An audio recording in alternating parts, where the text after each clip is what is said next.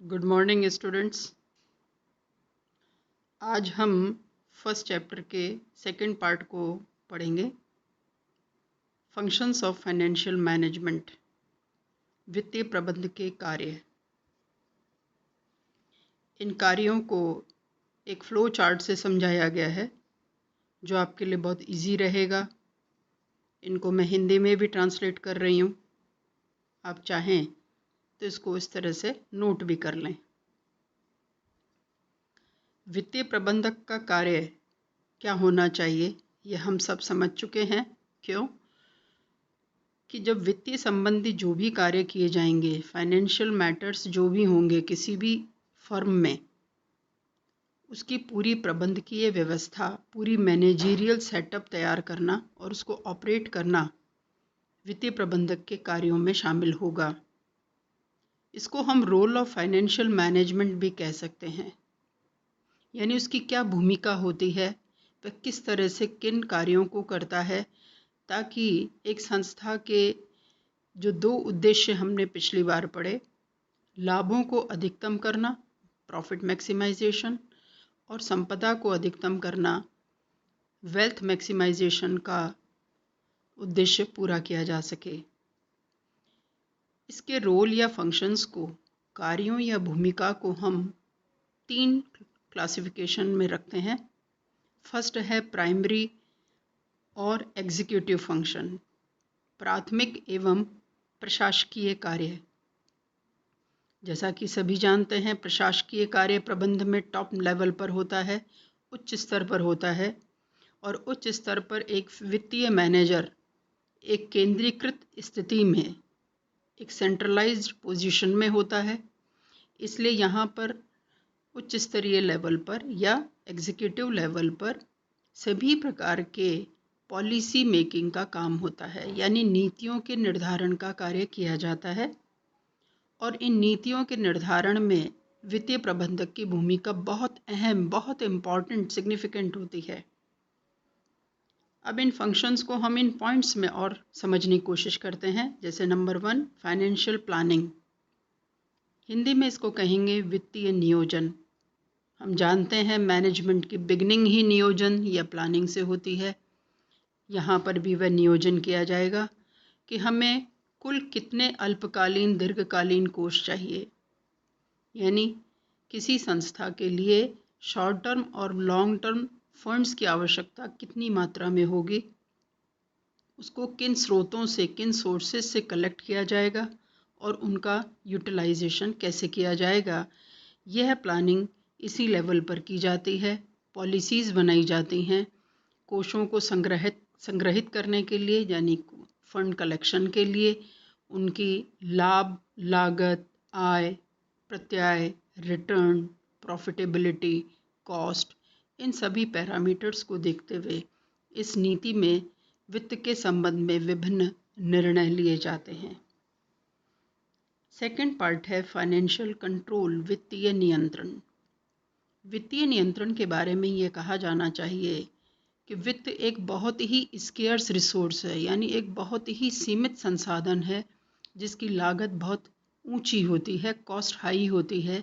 इसलिए इसका proper utilisation हो, इसके लिए वित्तीय प्रबंधक टॉप लेवल पर रहकर या उस पद पर रहकर नियंत्रण के लिए सूचना व्यवस्था को, यानी इंफॉर्मेशन सेटअप को लगाता है या इंफॉर्मेशन सेटअप को मजबूत करता है, ताकि सही सूचना सही समय पर सही जगह पर मिलेगी तो अपने आप ही नियंत्रण की व्यवस्था लगाई जा सकेगी। और वैसे भी कोषों के नियंत्रण का कार्य बहुत कॉम्प्लेक्स होता है, बहुत जटिल होता है, जिसमें एक पारदर्शिता का होना, ट्रांसपेरेंसी का होना भी ज़रूरी होता है। तो एक वित्तीय मैनेजर, फाइनेंशियल मैनेजर इस कंट्रोल के कार्य को अलग अलग विधियों से संपादित करते हैं। फिर आता है एक्विजिशन ऑफ फंड्स, कोषों का संग्रहण। कोषों के संग्रहण का जहाँ तक सवाल है, उसका फर्स्ट स्टेप होता है पूंजीकरण, यानी पूंजी की मात्रा का निर्धारण करना, determination of volume of capital, यानी कुल कितनी पूंजी की आवश्यकता होगी। उन कोषों को कहाँ से प्राप्त किया जाएगा, यानी there are 3 sources. Number 1 equity share, समतांशधारी, ऋणपत्रधारी और पूर्वाधिकार अंश। इसके अलावा बैंकों या वित्तीय संस्थाओं से लिए जाने वाले दीर्घकालीन या अल्पकालीन ऋण, इन सभी के बारे में एक कंप्लीट विश्लेषण या एनालिसिस किया जाता है, जिससे कि फंड्स के कलेक्शन में संस्था बहुत आसानी से एकत्रित कर सके और कम लागत पर एकत्रित कर सके।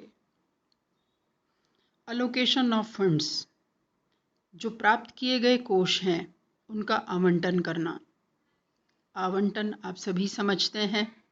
आवंटन 2 भागों में किया जाता है, अल्पकालीन संपत्तियों में और दीर्घकालीन संपत्तियों में, स्थायी संपत्तियों में एवं चालू संपत्तियों में। ये 2 मेन प्रकार की एसेट्स संस्था के कार्य को संपादित करती है। इसलिए दीर्घकालीन कोषों के या दीर्घकालीन संपत्तियों में, जिसको हम स्थायी संपत्तियां कहते हैं, क्योंकि उनमें एक लंबे समय के लिए धन का विनियोजन होता है, वहाँ पर लागत और लाभ इन दोनों के विश्लेषण के द्वारा उनमें अमाउंट के अलोकेशन की बात की जाती है, राशि के आवंटन की बात की जाती है। अल्पकालीन या चालू संपत्तियां वे संपत्तियां होती हैं जिनमें बिजनेस किया जा रहा है, संस्था जिसमें अपना कार्य कर रही है, जिससे लाभ कमा रही है, तो वहाँ पर लाभदायकता, तरलता और जोखिम, प्रॉफिटेबिलिटी, लिक्विडिटी एंड रिस्क, इन तीनों पैरामीटर पे चालू संपत्तियों में लगाए गए धन का एक विश्लेषण होगा। तब कहीं जाकर वो निर्णय लिया जाएगा कि किस संपत्ति में कितनी पूंजी को लगाया जाना संस्था के लिए लाभपूर्ण या प्रॉफिटेबल होगा। लास्ट में आता है डिस्ट्रीब्यूशन ऑफ इनकम, या जिसको हम डिविडेंड पॉलिसी के नाम से भी जानते हैं। ये वित्तीय प्रबंधक का बहुत ही क्रूशियल वर्क है, क्रूशियल फंक्शन है, बहुत जटिल कार्य है वो इस रूप में कि वित्तीय प्रबंधक सभी बोर्ड ऑफ डायरेक्टर्स के बीच में बैठकर एजीएम में ये डिसाइड करता है कि इस संस्था के किए गए कार्यों का अंत में कितना लाभ अर्जित किया गया है, उसका वितरण कैसे किया जाएगा, प्रतिधारित अर्जन यानी रिटेन्ड अर्निंग्स में कितना डाला जाएगा, इसका निर्णय लाभांश नीति के द्वारा किया जाता है। समता अंशधारी, जो कि संस्था के स्वामी माने जाते हैं या कहे जाते हैं, उनको नकद लाभांश दिया जाएगा, स्क्रैप में दिया जाएगा या बॉन्ड्स में दिया जाएगा, या उसकी कैसी व्यवस्था की जाएगी, इसका पूरा निर्णय आय के वितरण के द्वारा या इस हेड में किया जाता है। इस तरह से प्राइमरी और executive functions are very important to make the firm profitable, क्योंकि यदि ये कार्य सही प्रकार से नहीं हुआ तो संस्था अपने उद्देश्यों को या अपने मेन गोल को पूरा नहीं कर पाएगी।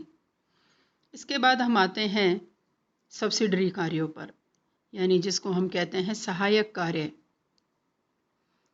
हम जानते हैं ना, प्रबंध में 3 स्तर हैं, उच्च स्तर, मध्यम स्तर और निम्न स्तर। ठीक उसी तरीके से वित्तीय प्रबंधक के कार्य को भी हम इन 3 ही लेवल्स के बेसिस पर पढ़ रहे हैं।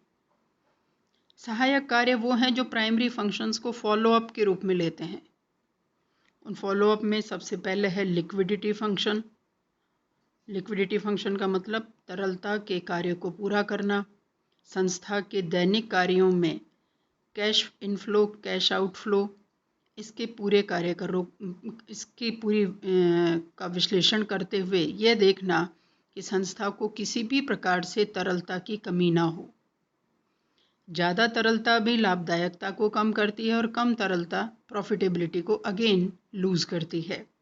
इसलिए लिक्विडिटी को बनाए रखना कैश फ्लो, कैश आउटफ्लो इनके द्वारा तय की जाती है। सेकेंड पॉइंट आता है प्रॉफिटेबिलिटी फंक्शन, लाभदायकता कार्य। जैसा कि हम प्राइमरी फंक्शंस में भी पढ़ चुके हैं, लाभदायकता के बारे में उपक्रम को विशेष ध्यान रखना होता है, क्योंकि इसी के आधार पर संस्था की मार्केट वैल्यू या जिसको हम कह दें गुडविल डिपेंड करती है। तो प्रॉफिटेबिलिटी पर वित्तीय प्रबंधक एक विशेष अपना कार्य करता है, उसके लिए अलग से पॉलिसी बनाता है और उस पॉलिसी को यहाँ लागू करते हुए ये देखा जाता है कि जिन संपत्तियों में भी कोषों का आवंटन या एलोकेशन हुआ है वो प्रॉफिटेबल हैं या नहीं, वो संस्था के लाभों को ऊपर ले जाने में या उसके ग्राफ को इम्प्रूव करने में कितना रोल प्ले कर रही हैं। इवैल्यूएशन ऑफ फाइनेंशियल परफॉर्मेंस, वित्तीय निष्पादन का मूल्यांकन आप और हम सभी जानते हैं मैनेजमेंट का एक बहुत ही इम्पॉर्टेंट सेगमेंट है, क्योंकि यदि मूल्यांकन नहीं किया जाता तो साधनों के उपयोग या दुरुपयोग, यूटिलाइजेशन और मिस यूटिलाइजेशन की बात हम तय नहीं कर पाते। तो यहाँ पर वित्तीय प्रबंधक इवैल्यूएशन प्रोसेस के द्वारा, यानी विभिन्न विधियों के द्वारा जो आजकल बहुत ज़्यादा आधुनिक हैं, वैज्ञानिक हैं और बहुत विश्लेषणात्मक हैं, एनालिटिकल हैं, उन तकनीकों के द्वारा लाभदायकता के उसके इवैल्यूएशन या मूल्यांकन के बारे में निर्णय लिए जाते हैं कि कौन सी संपत्ति, कौन सा धन या कौन सा स्रोत पूंजी को प्राप्त करने के लिए संस्था के लिए बेनिफिशियल है या नहीं है। तो ये मूल्यांकन का कार्य वित्तीय प्रबंधक का एक इम्पॉर्टेंट फंक्शन माना जाता रहा है। लास्ट में इसमें आता है कोऑर्डिनेशन विद अदर डिपार्टमेंट्स, जो कि आप सभी जानते हैं सभी डिपार्टमेंट्स में समन्वय इसलिए आवश्यक है क्योंकि संस्था के एक मेन गोल को, मुख्य उद्देश्य को पूरा करने में सभी विभागों के बीच में कोऑर्डिनेशन होना अति आवश्यक है और ये समन्वय का कार्य भी वित्तीय प्रबंधक वित्तीय कार्यों के द्वारा पूरा करता है। अब इसके हम थर्ड पार्ट को लेते हैं जो मैनेजमेंट के एक लोअर लेवल पर पूरे किए जाते हैं, जिनको हम दैनिक कार्य या नैतिक कार्य भी कहते हैं।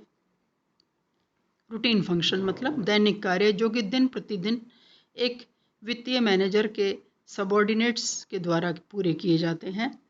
इन कार्यों में हम विशेष रूप से यह शामिल करते हैं कि विभिन्न जो व्यवहार हुए हैं, वित्तीय व्यवहार, जो फाइनेंशियल ट्रांजैक्शंस हुए हैं, उनका प्रॉपरली अकाउंटिंग करना, उनका लेखा करना, उनकी एंट्रीज करना, उनके अभिलेख या प्रपत्र तैयार करना, उनका प्रॉपर रिकॉर्डिंग करना, रिकॉर्ड में उनको इस तरह से रखना ताकि कभी भी कोई भी सूचना आसानी से प्राप्त की जा सके, कोषों के बारे में अंतिम बैलेंस या शेष निकालना, रोकड़ के बारे में या कैश के बारे में सही प्रकार से लेखे रखना, इसके अलावा आंतरिक अंकेक्षण की व्यवस्था करना जो बहुत ही ज़रूरी है।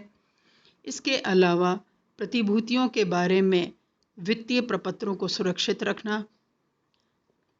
ये सभी कार्य ऐसे हैं जो कि वित्त से संबंधित हैं लेकिन दैनिक रूप से देखे जाते हैं। ये कार्यों की एक लिस्ट फाइनल नहीं है बल्कि ये डिपेंड करती है ऑर्गेनाइजेशन टू ऑर्गेनाइजेशन, संस्था से संस्था पर डिपेंड करती हैं कि वो इन कार्यों को किस स्केल पर, किस स्तर पर, कितने मात्रा में पूरा करता है। कुल मिलाकर दैनिक कार्यों में भुगतानों को का दायित्वों को पूरा करना, प्रपत्रों को तैयार करना, लेखों को तैयार करना, उनके अभिलेख सुरक्षित रखना, इन सभी कार्यों को देखा जाता है। ये भी उतने ही इम्पॉर्टेंट है क्योंकि ये मूल्यांकन और नीतियों के संबंध में फॉलोअप या अनुवर्तन के रूप में देखे जाते हैं। इस तरह से एक बिजनेस मैनेजमेंट में फाइनेंशियल मैनेजमेंट का रोल बहुत अहम है। एक बिजनेस की सफलता, असफलता इन्हीं तीन प्रकार के कार्यों पर डिपेंड करती है।